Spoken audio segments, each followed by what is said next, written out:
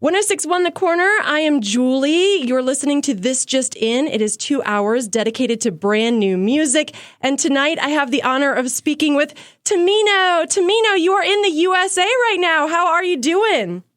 Good. How are you? Thanks for having me. Of course. No, thank you so much for your time. When did you come over? I know you were overseas like a couple weeks ago. So when did you get in the United States? Like a little more than a week ago, I would say that we arrived, I think, on the 14th of September.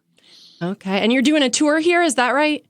Yeah, that's right. We're doing a month-long tour. They're all solo shows because the venues here are a bit smaller than the ones we're doing in Europe. Okay. In Europe, we play with a band.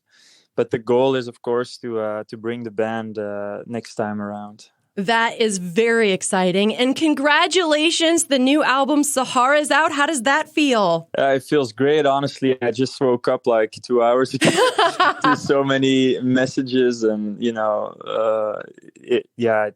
it's a great feeling, honestly. Yeah. Well, congratulations. I know it's your sophomore album. Can you tell us a little bit about your inspiration behind this album? Sure.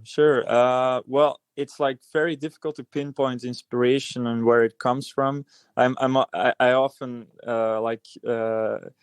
quote this from Leonard Cohen, who said, "If I knew where the good songs came from, I would go there more often." It's like not to say that my songs are as good as his, like not at all, but so I don't know. It's I wrote the album when I was home after a long tour, and my life had changed drastically in a very short amount of time. I was a student. I was studying music in Amsterdam when I released my first song, and then suddenly, it all happened very fast, and suddenly I had to quit school and go on tour and all that.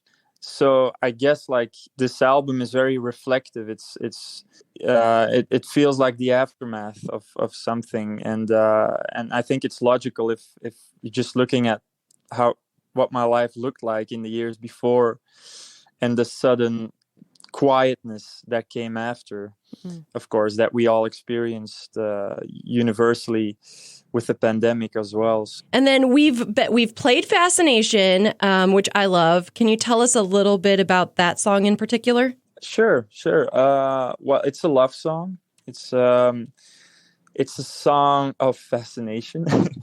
I don't know. It's like, I guess it's about noticing a difference in perspective towards the world, or a difference in fascination of the world, and the difference between you and maybe your significant other, and then maybe being a bit frightened by those differences at first, but also finding beauty in that, and finding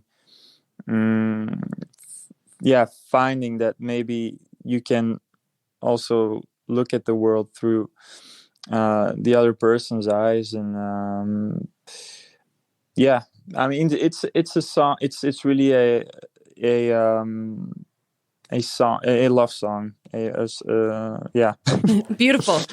So for anybody who may be new to you and your music, are you on social media? And if you are, how can we find you?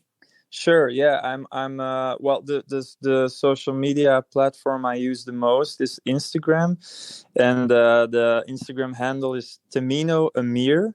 And then my last question for you is, as music consumers, what is the best thing that we can do to help support you and your music? Well, listen to it, I guess. But I mean, I don't want anybody to listen to my music to support me, I want them to listen to it because it supports them, or because it